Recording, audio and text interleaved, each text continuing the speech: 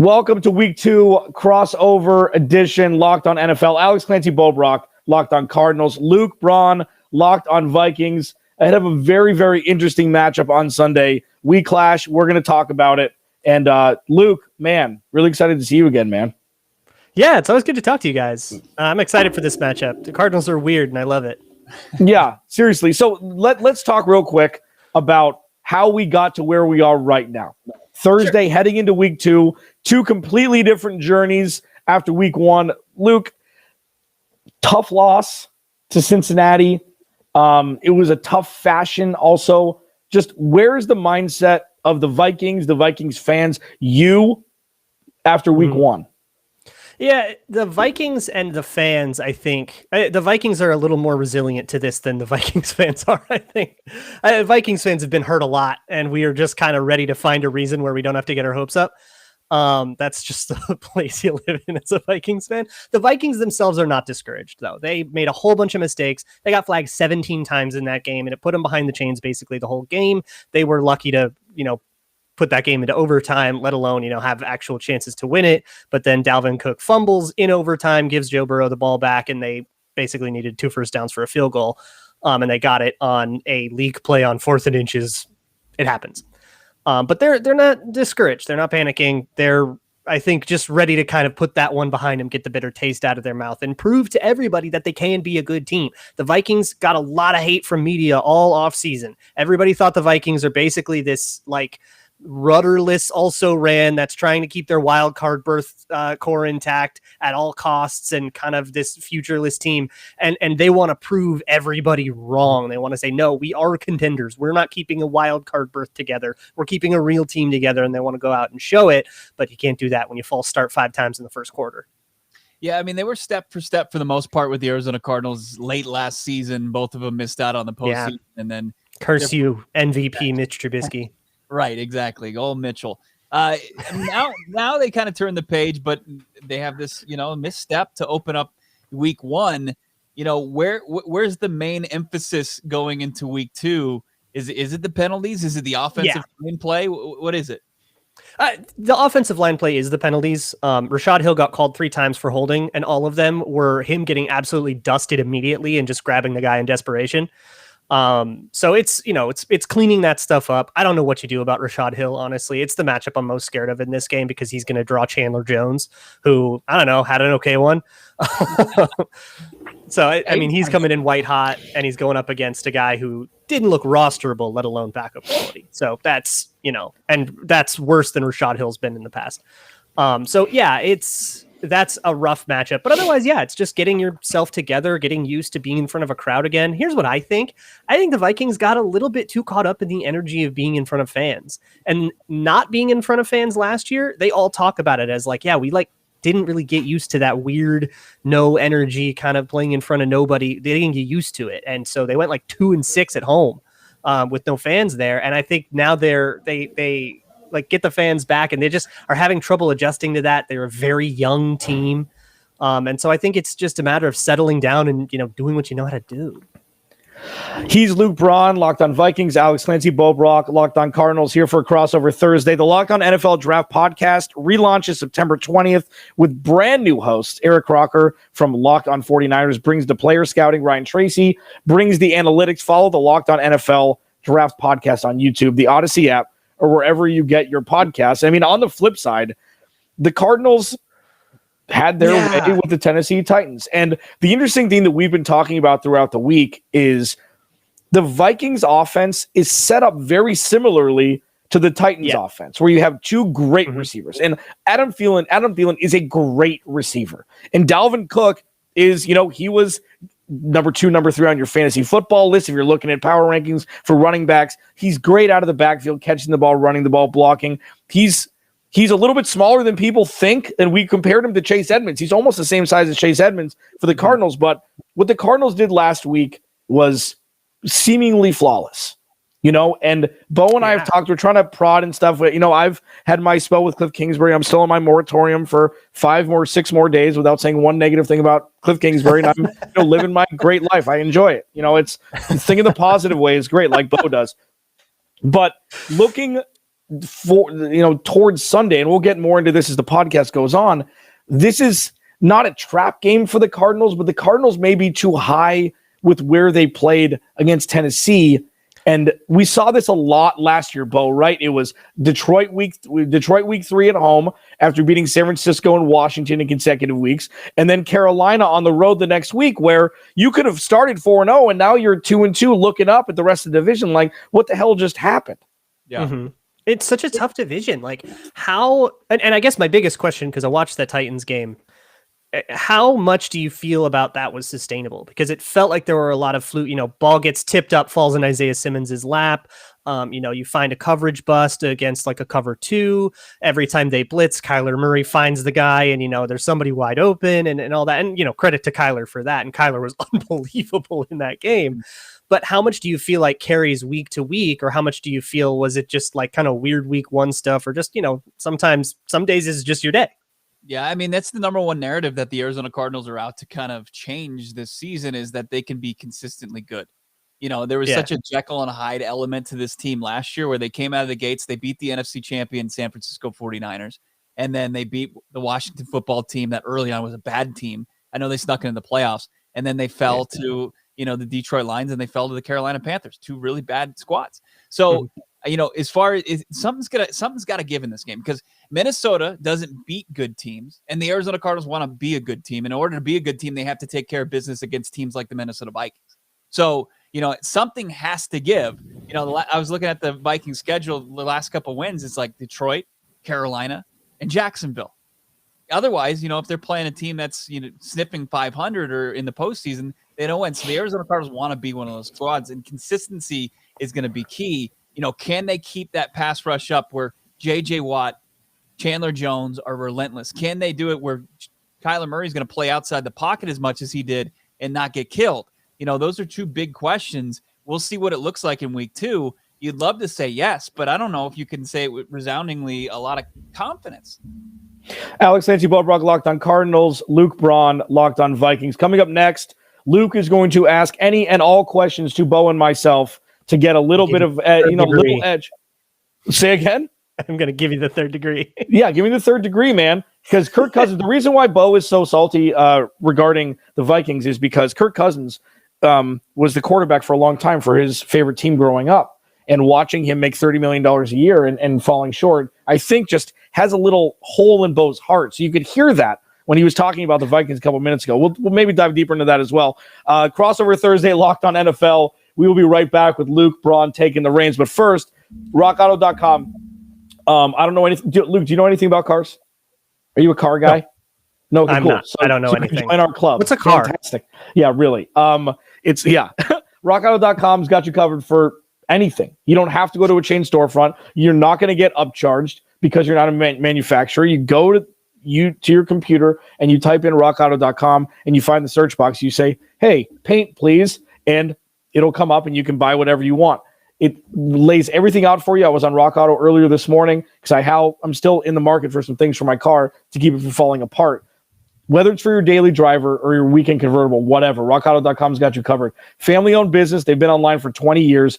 Go to rockauto.com, write Locked On in there. How did you hear about us box so they know we sent you? Amazing selection, reliably low prices, all the parts your car will ever need. rockauto.com. That's all you do on the internet. You go to rockauto.com and you fire off bad Twitter takes. Yep. Was that part of the live read? Yes, What are we doing here? All right, everybody, we're here. Crossover Thursday. I'm here with Bo Brack, Alex Clancy of Locked on Cardinals. Of course, I'm Luke Braun, Locked on Vikings. It's time to talk about these weird Cardinals. And I have a couple of central questions. And the first one is, are you all okay? Because there seems to be drama. What can you tell me what is going on with Chandler Jones and Patrick Peterson seems bitter, which is like very much not our fight. Like we're like Vikings fans. We're like, I don't know what's up with Peterson and the Cardinals. Seems like their deal to handle. But like, what are y'all okay? Take it, Bo. Yeah, I mean, we are okay. As far as what's going on behind the walls in the facility in Tempe, Arizona, and also on game day in Glendale, and then the whole drama, the soap opera with P2. We call him P3 on our podcast because we felt like he was really petty this offseason after he signed a pretty lucrative deal. He couldn't keep the Cardinals off his lips. But I love that so much. Petty Patrick Peterson. It's weird because Patrick Peterson between 2011 and 2017 was a model citizen, model teammate, philanthropic in the community. He was on the road to be the successor to Larry Fitzgerald, another great Minnesotan. He's and then 2018 hit. The Cardinals faced adversity for the first time in a long time after the Bruce Arians era, and he didn't like it. He wanted out. He wanted the first bus out of town, private jet, whatever it may be, and he rescinded that. He apologized months later, and then he got popped for PEDs, and he wasn't the same player after that. There was a bunch of toxic relationship type moves on social media. That's the P2 thing, and then Chandler Jones. He was throwing one of the on Wednesday. He was throwing one of the website writers under the bus, saying none of the stuff that he was reporting as far as him going up to Michael Bidwell at the end of the Tennessee Titans game and saying, "Hey, let's talk contract." Paraphrasing there, he said that didn't happen. Basically, he's like, "Nah, I didn't go and I didn't pat Michael Bidwell on the pockets and say, hey, let's get it done. You know what I'm talking about." Chandler Jones just came straight out on Twitter and said, "That's false. This never happened." And but for the most part, Chandler Jones, he's ready to go. He's ready to make himself a lot of money this offseason. He's going to play out the rest of this contract, barring any kind of extension that's going to happen in the season. And we saw it firsthand. He balled out. He had five sacks, 2 forced fumbles. He was the defensive player of the week for the NFC. So that's the drama in a way too long, drawn out answer. He knows how to do it. Well, that's there's always a contract thing going on everywhere, right? And there's, like a pros pro can tune it out when the whistle actually goes and not let that distract him. Didn't seem like it was holding Chandler Jones back much against Taylor Lewan there and against the Titans. It is interesting, though, because Patrick Peterson went through the exact same thing last season. He was in a contract year. He was going to hit free agency. They didn't get him on a big lucrative extension, and he was unhappy about that. But Patrick Peterson never had a game like Chandler Jones had to open up this season. He never had that, the defensive back type game like Chandler Jones had to open up the season. Sure. You're right. Yeah. And you look at, just to put a button on the Patrick Peterson thing, the thing that really made it shift this offseason, turning into the pettiness that we've seen forever. And thank you for the content. I thanked you, Patrick Peterson, last week. Thank you for the content. We appreciate it. Keep it coming. But when he said there was and I'm paraphrasing because I never nailed the quote perfectly, the All Things Covered podcast with him and his cousin, Brian McFadden, he said that the Cardinals tolerated him. He felt tolerated by and when you go down the chronology of what Bo just did, requested a trade, popped for PEDs, and then played like crap when he came back, it's like if he would have been traded in 2018, his image in Phoenix would have been better. Like if he would have been like the total diva thing, get me out of here, and they did, he'd be more beloved in Phoenix than he is in this current state. And when the tolerated thing is like, yeah, you got paid a lot of money to request a trade, rescind, and then cheat. And that's where we are. Yeah. And it's like none of that. It all feels so distant, even though it's a player on the Vikings. It all feels very much like this is like, all right, you got some baggage to deal with. You deal with that. But they did use him a little bit differently. And we can talk about it too. They used him a little differently, at least week 1, than it seemed like Arizona had used him. They weren't asking him to shadow anybody or cover everybody man all the time. They're doing pattern match stuff and letting him pass things off inside and all that. So it seems like they're asking a little less of him than the Cardinals did, which is interesting. But I want to flip to the offensive side of the ball. Please explain Cliff Kingsbury to me. I do not understand this man. What is his offense? Like, it's pistol, air raid. It seems like the Cardinals want to spread everybody out and kind of outspeed everybody. And it kind of seems like they want to do that on defense too. But I don't know what is the offense? Okay. So this is the way I describe it. He puts together a great movie trailer, but the movie's not awesome. Like, when you get sold to a movie trailer, you're like, wow, this is going to blow the roof off. Fast and Furious 37. I'm going to go see that. And then the movie's not great. Sometimes it's like that. You get a setup where it's set up for explosion like week 1, or a lot of minute and a half drives, run up the middle, passing complete off the field. And we saw a lot of that last year. And I give Cliff a lot of flack. He shows brilliance throughout the year. The frustrating part is it's not aligned for an entire game or close to it like it was on Sunday. So yeah, there's a lot of spreading out. And Bo and I talked about this, like with Christian Kirk and or Rondo Moore playing the Larry Fitzgerald role, the pop is back. So he can do a lot more with no tight end to name. Yeah. So there's going to be a lot of 4 wide receiver sets. There's going to be dual slot. There's going to be AJ Green and DeAndre Hopkins stacked on one side with Christian Kirk by himself on the other side because of the insane speed that Christian Kirk and Rondo Moore bring that kind of counteracts DeAndre Hopkins being slow, being able to get where he needs to go, but he's not a fast guy. And AJ Green being 33. Yeah. So, I mean, and did I miss anything? I mean, it's weird. And then with the running backs, we're still trying to figure it out because I think the identity of this offense, it's close. They've tried a lot of things, but there's no real calling card for this offense. Well, it seems like Kyler Murray might be the calling card because Murray, like that's my next thing. Just watching the Titans game, I mean, he looked like Mahomes, like indistinguishable. That he did Mahomes things. Is this like, do we have it? Is this the guy? Does Arizona have its Mahomes? They do. They have a version of it. They've got Mahomes light for the most part. I mean, Mahomes with smaller little steps. He scurries, right? It's like a bunny. Yeah, he scurries. With no disrespect meant, but I mean, he's an incredible athlete. I mean, the only guy that's been drafted in the top 10 in both baseball and in the NFL is just incredible what he's been able to accomplish in his. He's 24 years old. He's got 66 total touchdowns in his career, and he's just starting his 3rd season as the Arizona Cardinals quarterback. They do have a player with that type of ability. They do, but it has to be a perfect scenario for him to just fire on all cylinders. And coming out week 1, very conducive to his skill set because he can come out fresh and he can just show out how incredible he is. But like when you get to week 10 and he's kind of battered and he's bruised and he's not, at peak, 100%, he's been missing that part of his game, being able to put it all together.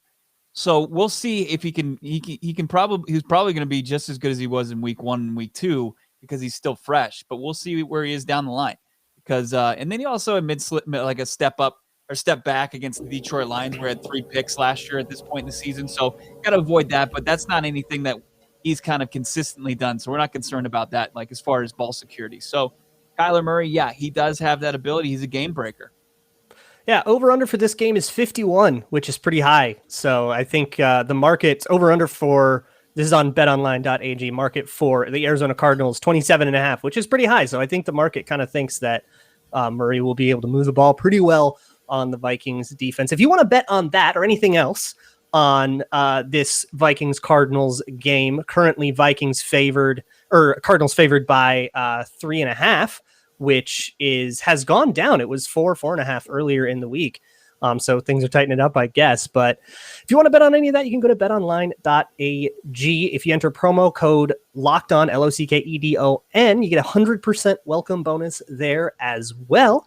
And you can get in on whatever you want to bet on outside of football too. Basketball, baseball, Vegas casino games, whatever you like. So head on over to betonline.ag. You can sign up for free, get your 100% welcome bonus. They'll match whatever your first deposit is if you enter promo code LOCKEDON. BetOnline, your online sportsbook experts. Final segment, crossover Thursday. Alex Clancy, Bo Brack, Locked on Cardinals. Luke Braun, Locked on Vikings. This is going to be a fun matchup. And Luke Braun just put us through the ringer, and now it's our turn. So hit me. Let's start with this offense that I think is I don't understand how they don't put up 40 points a game. And it's like you've got your top heavy in all the right places. Not necessarily, but the floor with Kirk Cousins is higher than people usually give him credit for unless it's on in prime time or a playoff game. So let me ask you about Dalvin Cook first. Okay? I'm enamored with Dalvin Cook because he's not given the credit deserved for catching the ball out of the backfield. He was last year, finally, everybody saw it coming off the injury. He's like, man, this guy's all world. Like, yeah, he has been. He's just been injured for a large chunk of his first couple of years. Is it as Dalvin Cook goes, this team goes? Or are they going to shift more towards, Justin Jefferson, the all-world guy, rookie last year, they chose the right one in the first round, and Adam Thielen, when healthy, is probably a top 15 receiver in the league. Yeah, it's hard to judge that off of week one just because they were behind the sticks so much thanks to penalties. Which, I mean, it's got nothing to do with Dalvin Cook or the overall like scheme, right? They just messed up and kept false starting. But yeah, usually I would say as Dalvin Cook goes, the team goes because they want to set up outside zone, then bootleg off of it. They want to do they want to set up all this play action. They want to be exactly what you just played with the Titans, like you said. So yeah, usually it is how that running game goes. The Vikings go. But because they were behind the chains, they were kind of forced into against the Bengals a world where, okay, you don't have Dalvin Cook. What do you do? And, if you're down 3 scores, what do you do?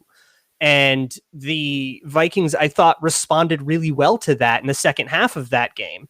They have Jefferson, they have Thielen, their third wide receiver, his name's KJ Osborne, was a total camp breakout, had a fantastic game, might actually be a real guy. 5th round pick from last year that barely made the team. So yeah, it's a really, I think they have a better chance at having like a good vertical pass game that isn't 1,000,000% predicated on play action. But the answer to your question of why don't they score 40 a game is offensive line. They just haven't been able to protect. They weren't able to protect Teddy Bridgewater when he was here. They weren't able to protect Christian Ponder during the Christian Ponder years. They weren't able to protect Kirk Cousins, any of these. Like they've had a bad offensive line for a decade, and that's kind of always going to be what it is. They just have a bad pass protection, and that ruins too many plays because Kirk Cousins is not the kind of quarterback that can scramble around and turn it into schoolyard and make something out of a broken play. He'll either crumple into a sack or do something inexplicably bad. So with all that being said, how do you expect them to attack this Arizona Cardinals defense, which, held the Tennessee Titans, top 5 offense, to 13 points in week 1? Where do you expect them, if they want to have success on Sunday, where are they going to find that?